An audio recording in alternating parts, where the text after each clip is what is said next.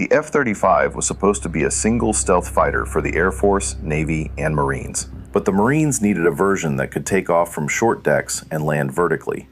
That requirement led to the F-35B. To make vertical landing possible, engineers had to add a lift fan and redesign the middle of the aircraft. And this is where the program's original sin was committed. The core premise was that the needs of an Air Force pilot, a Navy pilot, and a Marine pilot were similar enough to be met with one platform. They were not. An Air Force F-35A needs to be agile for long-range missions from big, established airfields. A Navy F-35C needs a brawny structure to survive the brutal physics of carrier ops. And a Marine F-35B needs to operate from tiny amphibious assault ships, which means it has to land without a runway. By trying to be everything to everyone, the Joint Strike Fighter program created a situation where the most difficult requirement for any single variant would inevitably dictate the design for all of them. The program chained the fates of the Air Force and Navy to the incredible technical gamble the Marines were taking, and that gamble was the F-35B's vertical landing capability. Making a fighter jet land vertically isn't a new idea. The British did it with the Harrier jump jet decades earlier. But the Harrier was a relatively simple machine from a different era, and while some later versions could just break the sound barrier in a dive, it was fundamentally a subsonic aircraft in combat. The F-35B was supposed to be a supersonic, fifth-generation stealth fighter packed with more computers than any aircraft in history, and it had to hover. The engineering challenge was monumental. It's a mechanical nightmare, a symphony of moving parts, clutches, and actuators, all run by millions of lines of software code. It has to work perfectly, every single time. From the beginning, officials knew this was the highest risk part of the whole program. Early Pentagon reports called the Estovil design the highest risk of all variants, and the most difficult to get right. But the Marines were adamant. Being able to operate from anywhere, independent of long, vulnerable runways, was central to how they fight. They needed the F-35B, and because of how the program was structured, that meant everyone was getting a plane whose design was shaped by it. The first domino to fall was the F-35's very shape. The F-35B needed a massive hole in its airframe for that lift fan.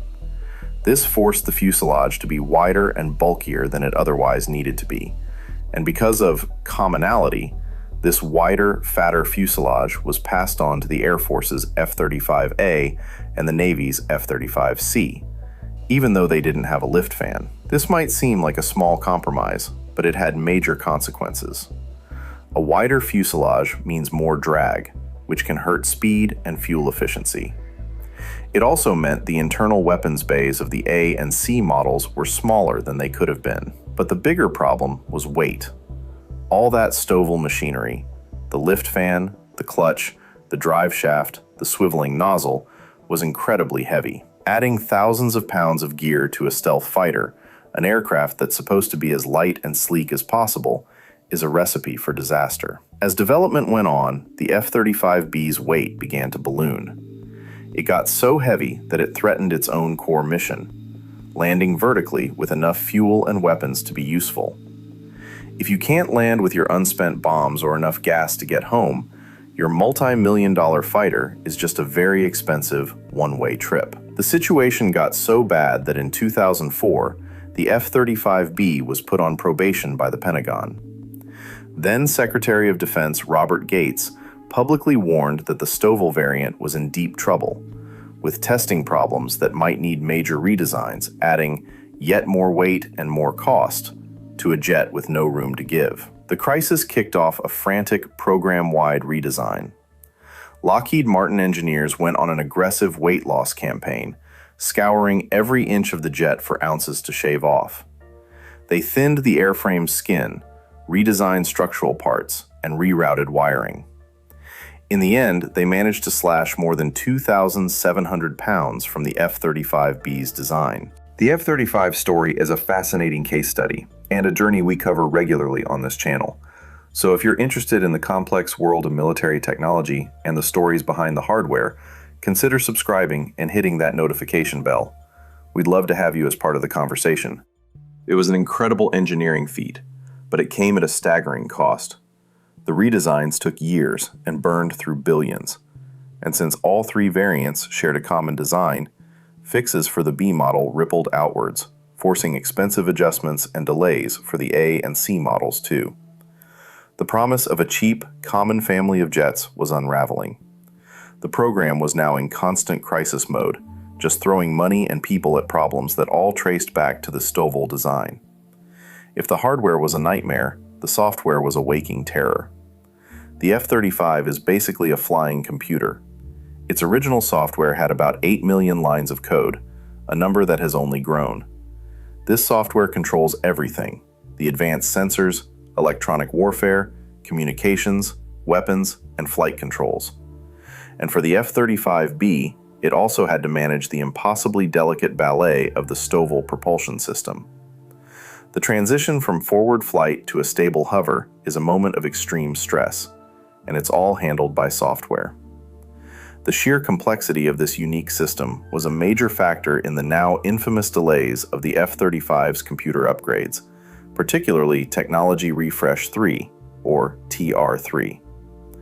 TR3 is a critical modernization of the jet's core processing power, the foundation for all future capabilities, known as Block 4.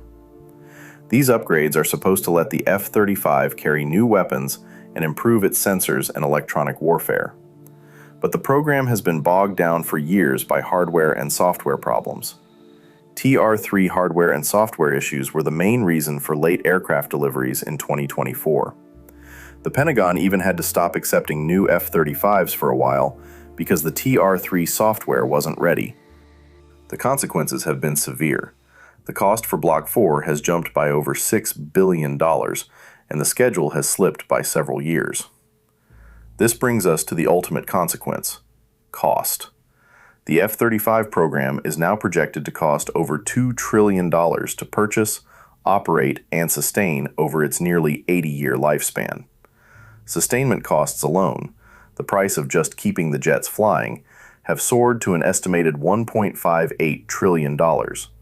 That's a 44% jump from the 2018 estimate.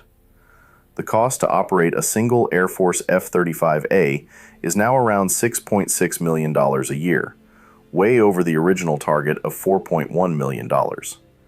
These crippling costs are a direct result of the program's complexity.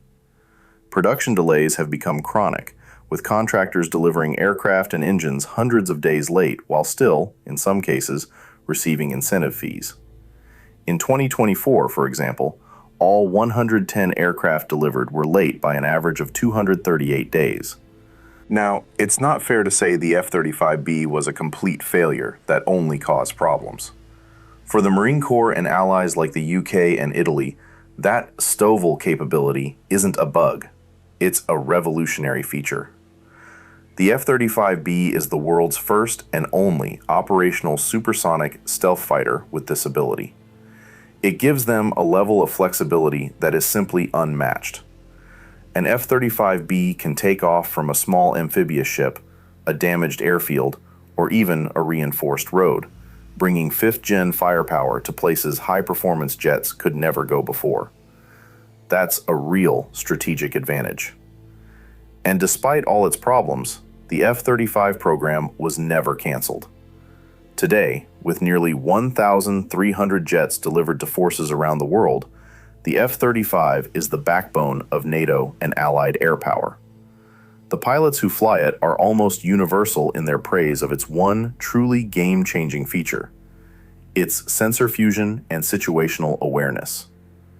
The F-35's network of sensors gives its pilot a god's-eye view of the battlefield, letting them see and track threats long before they are ever detected themselves. In exercises, it has demonstrated a stunning level of lethality against older aircraft. The program did eventually deliver a formidable weapon. Supporters argue that the painful development, the delays, and the cost overruns were the necessary price for a generational leap in capability.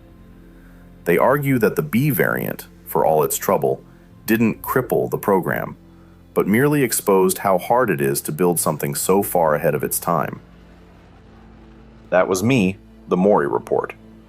Now I want to hear from you.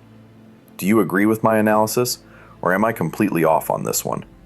Drop your thoughts in the comments. See you on the next one.